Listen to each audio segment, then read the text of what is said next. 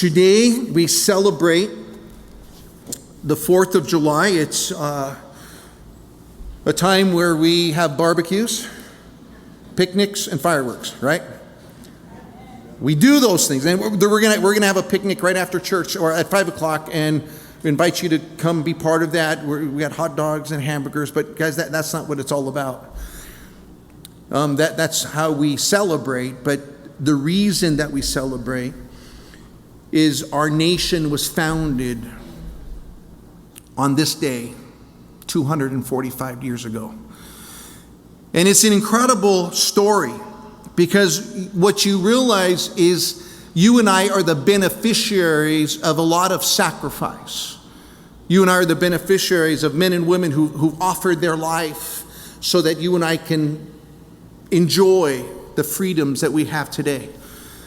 And so it is our birthday as a nation. It's our 245th birthday. It's our, in 5 years, we're going to be celebrating 250 years. I don't remember if you were around, but in 1976, I was still a young boy, but I remember it was the party of all parties. I remember going to the Rose Parade, and it was like, our nation has turned 200 years old, and it was a big deal. And now here we are, almost 50 years later. And here, we realize that, man, our way of life is under threat right now. Our nation is under threat right now. There are those who want to change the foundations of our nation. And so for that reason, normally we if you're familiar at Calvary Chapel, if you've been with us for any amount of time, we're a verse by verse, chapter by chapter, book by book ministry. That's how we usually kind of operate. Next week we'll be in John chapter 20, and we'll pick up right where we left off from last week, and then we'll finish where we're at, and we'll keep going from that point. So that's been our norm. That's kind of our way of doing things here. But every once in a while, you kind of realize, there's some important issues, and especially landing on the 4th of July on a Sunday. I thought, what a more important time than to address the issues of our day and some of those things that are in question in our day. My question for us this morning is, are we a Christian nation? Are we one nation under God? And would you define our nation as a Christian nation? And I look around, some of you shaking your head no. And I think that has been ingrained into this generation, that we are not a Christian nation. And I think some of it is how you define a Christian nation. Some of it is are we saying that if you're living in America that you're a Christian? And if that was the definition of a Christian nation, I would agree with you, no. But if the definition of a Christian nation is that how our beginning started? If that's been the principle and the purpose for this nation coming to existence, then I would declare to you we are a Christian nation. And I think there's much evidence to that fact. That's what we're going to do this morning. We're going to go down and just do a little history lesson. We're going to go back and look at the founding of our nation and what our forefathers said concerning that subject. Are we a Christian nation? Before we get there, I've been watching some of the different news sites and different things going on, and every once in a while they'll pull someone up and they'll go kind of go onto the middle of a city or a crowd, and they'll start to ask the questions, what is Independence Day? And some of the answers will blow your mind, right? Have you ever watched some of those things? They ask me, what is Memorial Day? What is Independence Day? What does it mean? How many signers were there at the Declaration of Independence? And people are like, there were 4, there were 9, there were 12. There was 56 men who signed this document that declared a declaration that we are going to become a nation no longer under Great Britain's authority. right? That's what this day represents. It is a day that we became independent from Great Britain. Now, when it comes to the Declaration of Independence, that's one document. There was a Constitution, and the Constitution's a little different. What Constitution is, now that we're a separate nation, it really lays out the rules and regulations and the goals of this new nation that was founded. So that is a whole separate document. And I share this with you because how many of our young people don't even know the difference because they're not teaching these things in our schools any longer. And if you don't hear it here, where are you going to hear it at? Right? I mean, that's just the reality of where we're at as a nation. Now, the debate, I would say the misinformation regarding the founding of our nation is vast. In other words, there are those who are trying to rewrite history. They're trying to say, most of our founders were either atheists or agnostics or they really weren't Christians. And it was true for some of our founders that they didn't claim to be a Christian, be of the Christian faith. But for the most of them, they were. Matter of fact, 29 of the signers of the 56 were pastors. 29 of the signers of the Declaration of Independence were pastors.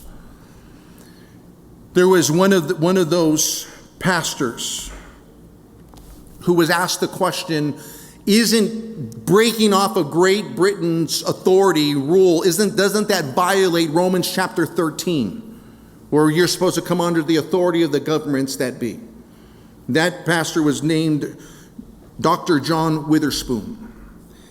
And this is what he wrote on the subject. He says, on the part of America, there was not the most distant thought of subverting the government or of hurting the interests of the people of Great Britain, but of defending their own privilege from unjust encroachment.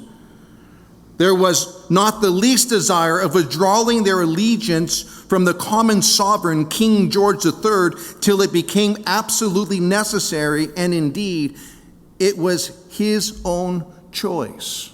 That was how one of the pastors of that day, who also signed the declaration, said, look, we didn't choose to leave Britain. Britain chose to leave us. That's how he saw it. One of the commentators on that particular thought says this, significantly, as Dr. Witherspoon had correctly noted, it was Great Britain who had terminated the entreaties. In fact, during the last 2 years of Americans' appeals, her peaceful pleas were directly met by armed military force. King George III dispatched 25,000 British troops to invade his own colonies, enter the homes of his own citizens to take their private possessions and goods, and imprison them without trials, all in violation of his own British common law. English Bill of Rights and Magna Carta, century-old documents that formed the basis of the covenant between the British rulers and citizens. Only when those governmental covenants had been broken by their rulers and America had been directly attacked did the Americans respond in self-defense. Did you guys pick that up? Here's what he's saying. The laws that were in place were not being followed by the leaders that were in place. And so they felt they had an obligation to follow the laws that were in place. And because the leadership of the nation, King George III and those under him, didn't follow those rules, they felt the responsibility of breaking ties with Great Britain. And I think it's an important subject in the days that you and I are living in, right? Because, we have a constitution. We have a Declaration of Independence that kind of lays out what we're to be ruled by. And if leaders are put in those places that violate those rules, do we have an obligation to obey those rules? Right? I think that's a good question, and it's something that we need to ask in the days that we're living in. And what's interesting is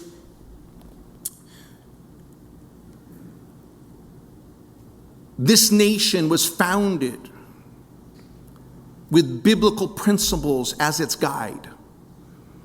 Our founders believed in these two proverbs. One proverb and a psalm. Proverbs 14:34, it says this: righteousness exalts a nation, but sin is a reproach to any people. Righteousness exalts a nation, but sin is a reproach to everybody, to any people. Another passage, Psalm 33:12, says this: blessed is the nation whose God is the Lord, the people he has chosen as his own inheritance. Blessed is the nation whose God is the Lord. Now, our founding fathers believed those words. They believed that if we put God first in our nation, then we're going to experience God's favor. We're going to experience God's blessing, God's prosperity, God's protection upon us as a people. And because they believed those things, they began to fashion a government that was based upon biblical foundations. And many of those in our government understood those principles. Many of our founding fathers declared those very things. If it's a subject that you want to study further, I would encourage you. Wallbuilders.com has a library that will blow your mind of sermons from the 17 and 1800s. It has quotes from our founding fathers that are endless, man. Just incredible library that they've accumulated there at Wall Builders, so that you can go and search these things for yourself. I would encourage you to do that. I think it's important for us in the days that we live in to understand what our forefathers were thinking when this nation was founded. I want to quote a couple of them right now. John Hancock. How many of you guys heard of John Hancock? A lot of you heard of John Hancock. You know him as the great signer of the Declaration of Independence, right? He had one of the most flamboyant signatures of all the signers. So we kind of put your John Hancock right here. That means put your signature right here, because his signature kind of stood out. John Hancock petitioned our government, who was also one of the signers of the Declaration of Independence. Watch what he wrote. We need to implore the divine forgiveness through the merits and meditation of Jesus Christ, our Savior. That was John Hancock. He was petitioning the government to say, we need to call a day of fasting and prayer because we need God's intervention. We need God's help as we begin this new nation. It was Samuel Adams. How many of you guys know Samuel Adams? Not the beer. Don't. You kind of got this idea. I don't know how Samuel Adams became associated with the beer, but Samuel Adams was one of the signers of the Declaration of Independence. He was a father of the American Revolution, ratifier of the U.S. Constitution, and he was a governor of Massachusetts. This is what Samuel Adams says. An oration delivered, he says this at an oration delivered at the house in Philadelphia on Thursday, the 1st of August, 1776. It was the day before the big declaration was signed. Now what had happened, on July 4th, there was a declaration and 5 of the signers signed. But what they wanted to do was have all 56 of those men sign. And so a few months later, a month later, in August 2nd, they got together and they had another meeting, and they had the declaration with a lot more room at the bottom of the declaration so that all 56 names can be placed upon that declaration. At this second meeting, here's what Samuel Adams says. We have this day restored the sovereign to whom alone men ought to be obedient to. He reigns in heaven, and with the propitious eye beholds his subjects, affirming that freedom of thought and dignity of self-direction which he bestowed on them. That was Samuel Adams. He also says this: from the rising to the setting of the sun, may his kingdom come. I would say those are Christian words. Those are Christian ideas. Those are Christian thoughts. And he understood that we needed God's help and we needed God's favor as we began this new venture of starting the United States of America. It was John Adams, who was also one of the signers of the Declaration. He was a judge, a diplomat. He was only one of the two signers who signed the Bill of Rights, and he was the second president of the United States. John Adams declared, "The general principles on which the fathers achieved independence were the general principles of Christianity. I will avow that I then believe, and now believe, that those general principles of Christianity are as eternal and immutable as the existence and attributes of God. Number one, without religion, the world would be something not fit to be mentioned in polite company. I mean hell." That's pretty good, huh? He goes, without the Christian principles, we would be living in a living hell. That's what he was declaring. Number two, the Christian religion is, above all the religions that were prevailed or existed in ancient or modern times, the religion of wisdom, virtue, equity, and humanity. Number three, suppose a nation in some distant region should take the Bible for their only law book, and every member should regulate his conduct by the precepts there exhibited. What a utopia, what a paradise would this region be? And number four, I examined all religion, and the result is that the Bible is the best book in the world. Wow.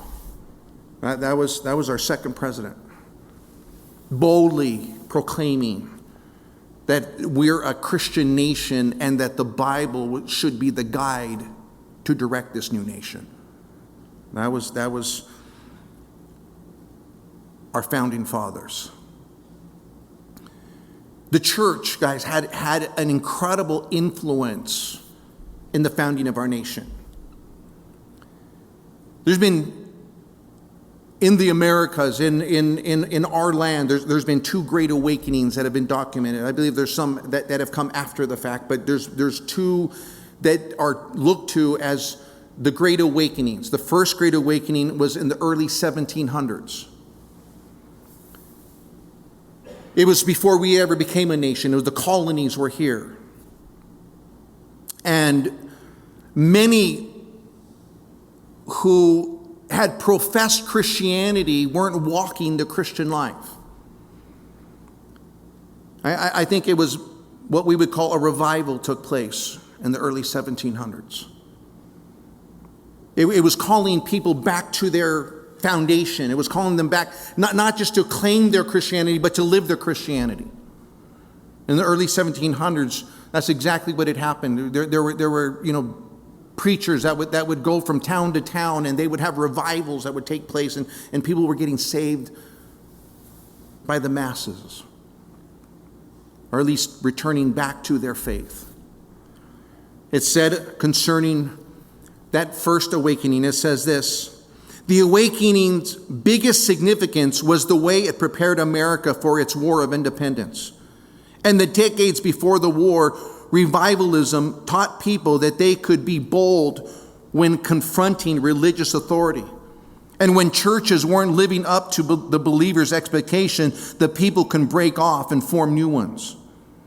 Through the awakening, the colonists realized that the religious power resided in their own hands rather than in the hands of the Church of England or in any other religious authority. After a generation or two passed of this kind of mindset, the colonists came to realize that political power did not reside in the hands of the English monarch, but in their own will for self-governance. Considering the wording of the Declaration of Independence, that's kind of how it's described if you read the Declaration. He says this: by 1775, even though the colonists did not all share the same theological beliefs, they did share a common vision of freedom from British control. Thus, awakening brought about a climate which made the American Revolution possible. They started to realize that, man, we don't have to follow a government that don't have our interest, or they're actually punishing its citizens without just cause. Now, it was in the late 1700s, 1790 is what's known as the Second Great Awakening. 1790 some would take it all the way to the late 1800s, the Second Great Awakening. Let me read you a little explanation of that. It says, the height of the Second Great Awakening came in the 1830s.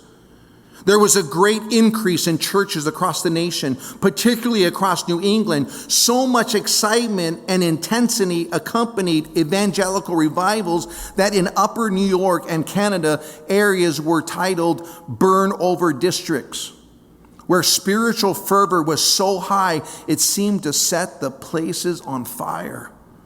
The most significant revivalist in the area was the Presbyterian minister Charles Grandison Finney, who was ordained in 1823.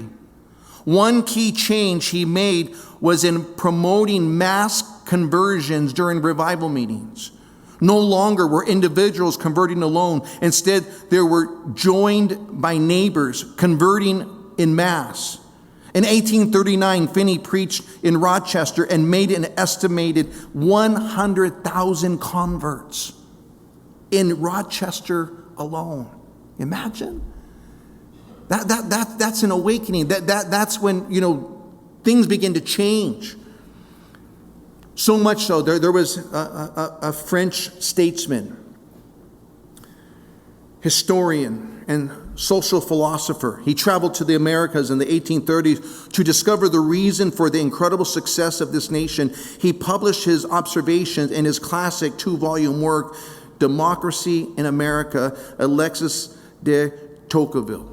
You guys heard of Tocqueville? If you've done any history class, Tocqueville was instrumental in documenting what was going on in the Americas as they had just formed some 50, 60 years prior. This was his conclusion in that 2-volume book, Democracy in America. This is one of the paragraphs in that book. I sought for the key of the greatness and genius of America in her harbors, in her fertile fields and her boundless forest, in her rich mines and vast world commerce, in her public school system and institutes of learning. I sought for it in her democratic Congress and in her matchless Constitution. Not until I went into the churches of America and heard her pulpits flame with righteousness did I understand the secret of her genius and power. Wow. Here was a historian who says, I look everywhere. What's making this nation successful? What's making it powerful?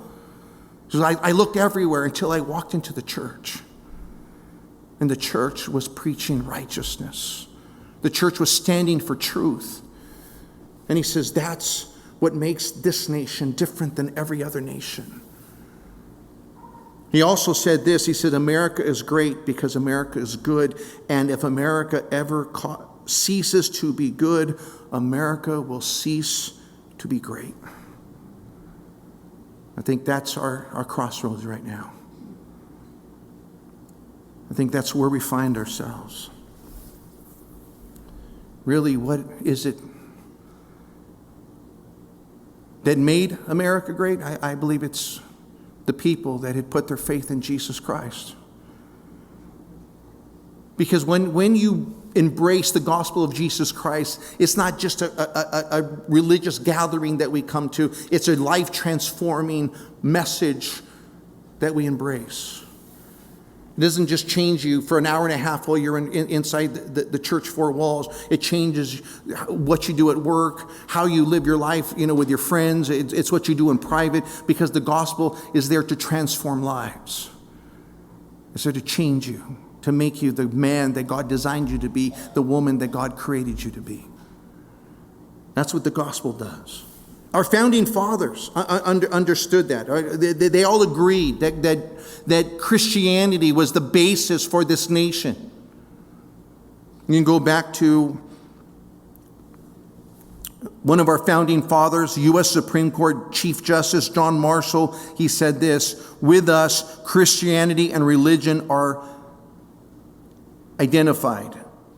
It would be strange, indeed, if with such a people our institutions did not presuppose Christianity and did not often refer to it and exhibit relations with it.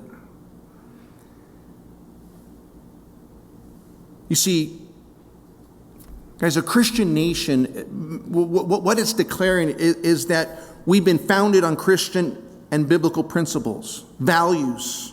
Our institutions have been shaped by those principles. Our documents, our founding fathers were transformed by that message, the message of Christianity. Our presidents understood that up until just a few presidents ago. President Barack Obama is the first American president to deny that America is a Christian nation. And I think that ingrained in so many people's hearts. They thought, well, you know what? President Obama said that we're not a Christian nation. We're a Catholic nation. We're an Islamic nation. We're a Buddhist nation. And he went down and listed all the different religions of the world and said that's what encompasses America. Being a Christian nation doesn't mean that there's other religions present with us, or there's other religions, that are amongst us. What it means is, what were the founding principles that started that nation? That's what being a Christian nation is. And if that's going to be the definition for it, then we are a Christian nation. Now, president after president, prior to President Barack Obama, understood that we were a Christian nation. John Adams. The general principle on which the fathers achieved independence were the general principles of Christianity. Teddy Roosevelt. The teachings of the Bible are so interwoven and entwined with our whole civil and social life that it would be literally impossible for us to figure to ourselves what that life would be if these teachings were removed. It was Woodrow Wilson. America was born a Christian nation. America was born to exemplify that devotion to the elements of righteousness which are derived from a revelation of Holy Scripture. Wow. It was Herbert Hoover. America's life is builded and can only survive upon the fundamental philosophies announced by the Savior 19 centuries ago. It was Richard Nixon who said, "Let us remember that as a Christian nation, we have a charge and a destiny." It was Harry Truman. Harry Truman was a man with few words. This is a Christian nation. That's how he summed it up. This is a Christian nation.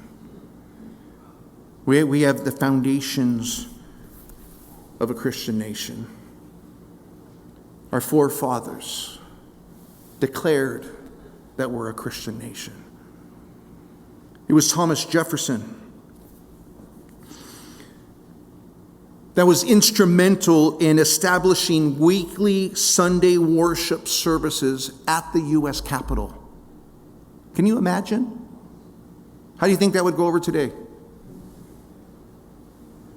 Weekly Sunday services would take place at the U.S. Capitol.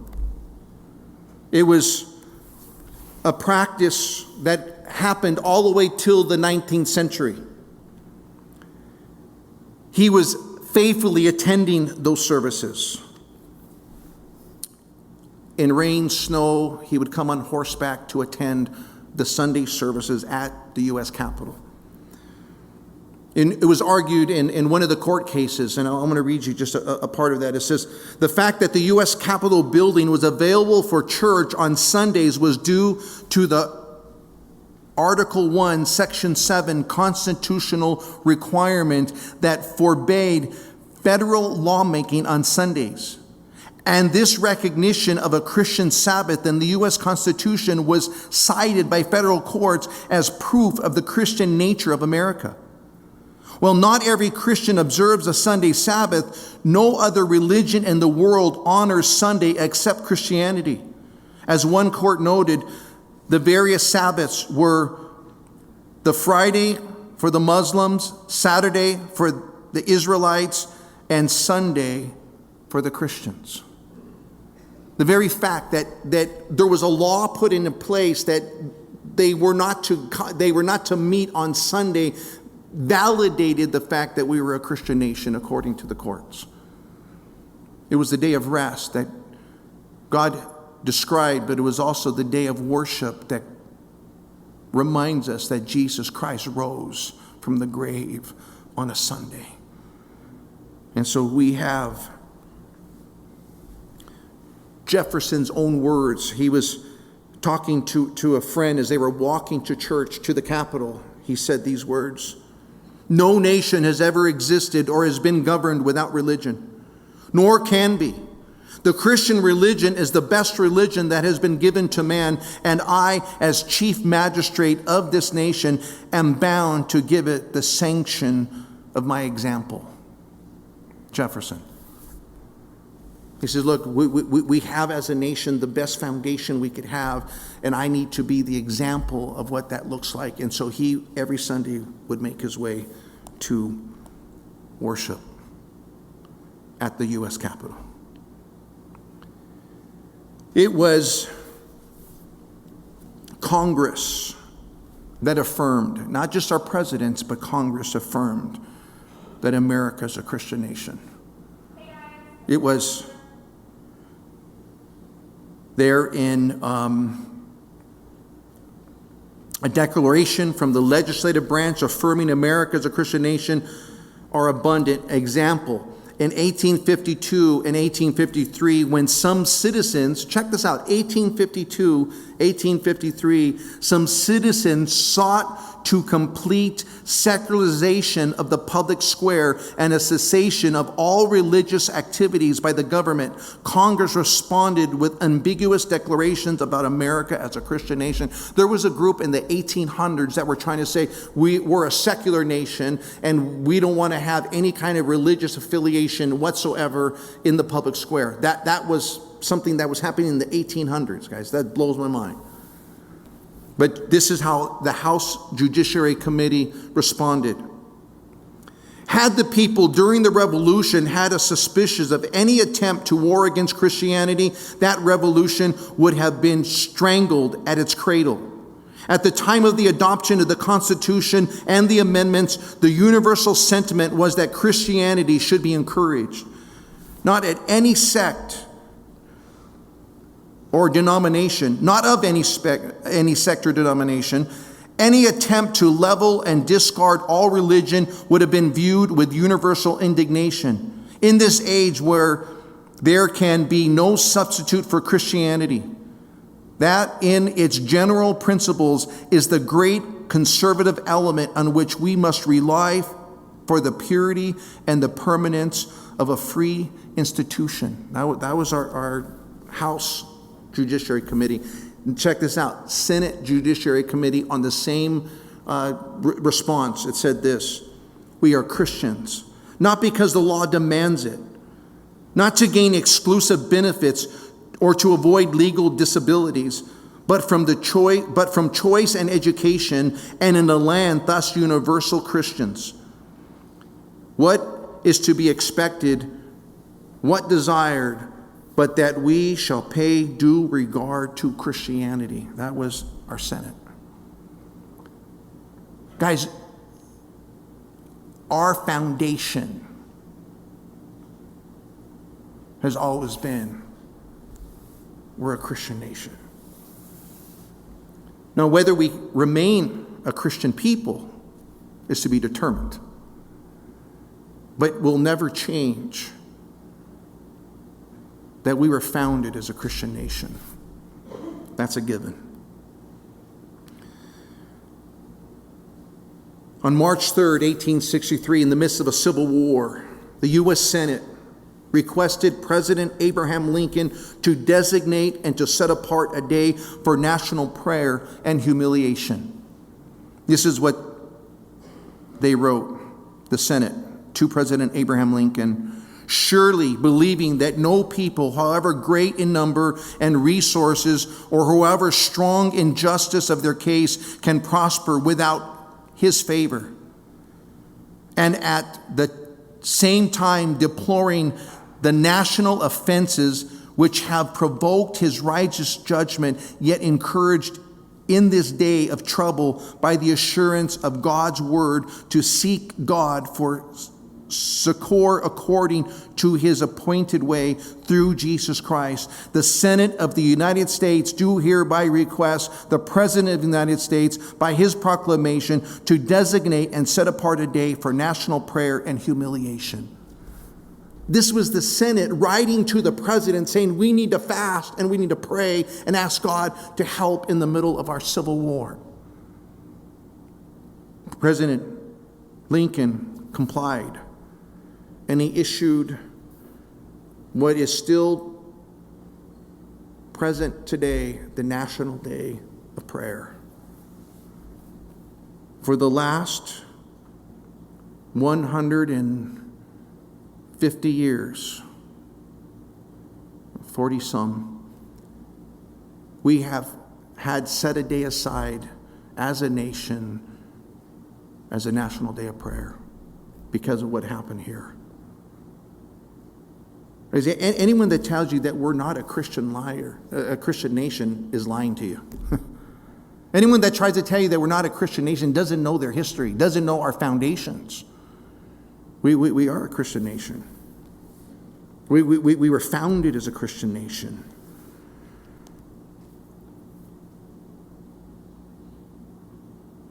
Our Supreme Court Justice declared we were a Christian nation. Back in the 1700s and the 1800s.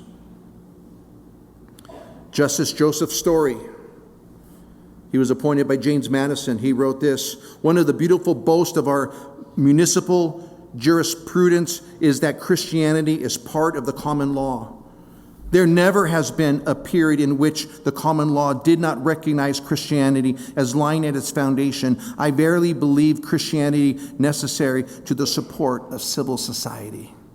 That was our Supreme Court Justice declaring that we're a Christian nation. Our presidents, our representatives, our House, our Senate, our Supreme Court Justice, over and over and over declared that we're a Christian nation. It was Justice John McLean. He was appointed by the court by Andrew Jackson. He says this: for many years, my hope for the perpetuity of our institutions has rested upon Bible morality and the general dissemination of Christian principles. This is an element which did not exist in the ancient republic. It is a basis on which free government may be maintained through all time. Free government is not a self-moving machine. Our mission of freedom is not carried out by brute force, but by common law, or any law except the moral law and those Christian principles which are founded in the Scriptures. Wow. Guys, I can go on and on and on. Because it's recorded, it's documented from our foundations, from the very beginning. It was Justice Earl Warren. He says this: I believe the entire Bill of Rights came into being because of the knowledge of our forefathers had of the Bible and their belief in it. Freedom of belief, of expression, of assembly, of petition, of dignity of the individual, the sanctity of the home, equal justice under the law, the reservation of powers to the people. I like to believe we are living today in the spirit of the Christian religion. I like also to believe that as long as we do so, no great harm can come to our country. Wow. Over and over. And you know, the list continues. For lack of time, I got more notes than I can share with you this morning. But I share all this to you because of this, guys, because I believe it's because of our Christian foundation that we've experienced the blessings of God. We've seen God's favor. We've been free and prosperous. We've had blessings beyond measure because of the foundations that our forefathers laid for us. We've been riding their coattails for 245 years. And I mean, it was all based upon the principles that God had given. I'm going to ask you to open up quickly. It's Deuteronomy chapter 4 and verse 5. Deuteronomy chapter 4, 5th verse. God is writing to the nation of Israel, and Moses is actually talking to the nation of Israel. And I'm not in any way trying to imply that somehow the church has replaced Israel. I don't think that is a biblical concept, even though some would adhere to replacement theology. I don't think it's a biblical theology. But I do believe the principles laid out in Deuteronomy chapter 4 apply because God's nature doesn't change. Does that make sense? God's nature doesn't change. When God declares something, it's not true just in one instance. It's true because it's who God is. Right? So Moses is writing to the nation of Israel, and he's giving them some principles that I think any nation would hold on to and experience the same results. Notice what God says it's Moses talking to the children of Israel in Deuteronomy chapter 4, beginning in verse 5. He says, "Surely I have taught you statutes and judgments, just as the Lord my God commanded me, that you should act according to them in the land which you go to possess. Therefore, be careful to observe them. For this is your wisdom and your understanding in the sight of the people who will hear all these statutes and say, surely this great nation is a wise and understanding people. For what great nation is there that has God so near to it, as the Lord our God is to us, and whatever reason we may call upon him? And what great nation is there that has such statutes and righteous judgments as are in all this law which I set before you this day?" Look at verse 9. "Only take heed to yourself, diligently keep yourself, lest you forget the things your eyes have seen, and lest they depart from your heart all the days of your life, and teach them to your children and to your grandchildren." Wow. Here's what Moses was telling the nation of Israel. Look, guys, I've laid out for you truth. You follow that truth, you're going to have an influence upon the nations of the world. They're all going to look at you and say, what's different about you guys? And you're going to have God's law. You're going to have God's truth. You're going to have a relationship with the living God. And they're going to come to the conclusion it's because they know God. I believe that's why we as a Christian nation have experienced God's blessing. It's so that all the other nations of the world would realize, you know what, that's a nation that's founded on biblical principles, and look at their success, look at their blessing, look at their prosperity, look at their laws, look at their rules, look at how they operate. It's all based on biblical principles. But now we're discarding those principles. We're leaving the very foundation that was given us as a nation.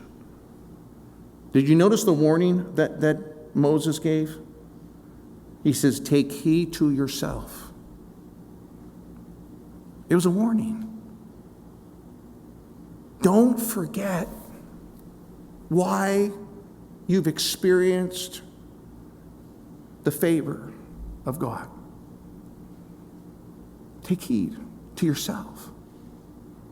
And then notice what he said next. Be diligent to keep yourself, lest you forget the things that you have seen with your eyes. Man, what an extra. He says, basically, don't forget why you've experienced what you've experienced. Don't forget the things that God's already done. Guys, how important is it for you and I to kind of, go down memory lane? To sit back and say, wait a second, how did we get here as a nation? What is our founding? Lest we forget. And then he says, what will happen when you forget is that Your heart, you will depart from your heart all the days of your life, man. The things that you've seen will depart from your heart all the days of your life. You see, we want to attribute our success to our wit, our strength, our wealth. That we're just smarter, stronger, better, got a better military. Let me tell you, that has nothing to do with what God has done in this great nation. It's because we, as a nation, put him first. And we're about to see that be undone if there's not another great awakening. And it's my prayer. It's my prayer that there be another great awakening. That this next generation would know that why we've experienced God's favor, God's blessing, because we've listened to his word and his law and his truth, and we've applied it to our lives. You see, guys, I had mentioned at the beginning of service that there's been multiple other revivals, awakenings that have taken place. 1800s, 1900s. Calvary Chapel is the result of what is known as the Jesus movement. Are you guys aware of the Jesus movement? That was, some 55 years ago. A bunch of hippies were getting saved. It was a time of great turmoil in our nation. It was during Vietnam War. It was the sex, drugs, and rock and roll. I mean, all of that was affecting our youth. Acid and mushrooms and every other psychedelic you can think of was being abused.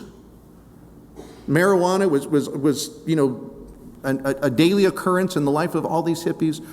There was a young couple by the name of Pastor Chuck and Kay Smith. And Pastor Chuck, actually it was Kay, who would pray for the hippies. They lived on Huntington Beach, and they would see these hippies. They had young kids. They had kids, that were hippie age. And they said, you know what, you got to bring us home one of those hippies. And Kay began to pray for these hippies. One of these hippies got saved, and they began to tell all of his friends. And pretty soon it was just this crowd of hippies that were attending Calvary Chapel, Costa Mesa.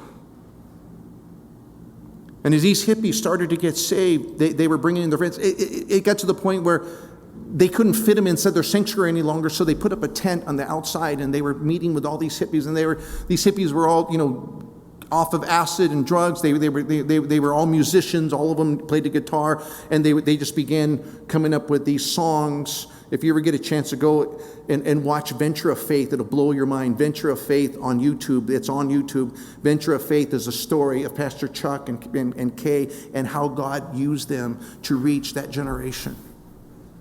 Incredible story. And what's amazing is that these hippies all became Calvary Chapel pastors.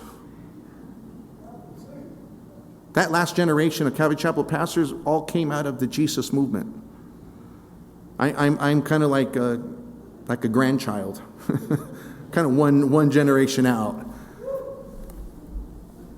But it's incredible that we're here in a time and a place where, guys, we need another awakening. We need another revival. And we need to be praying that God would touch our next generation. That we would see, God pour out his Spirit. And we would see our nation once again awaken to these foundations of Christianity and truth and his word. And as we celebrate 245 years, it's our birthday. May we remember, that we only got here because we have a God who loves us. And he made a way for us to have a relationship with him. And I believe as a nation, we are the experiment of what a Christian nation was supposed to look like. And may we find our roots again.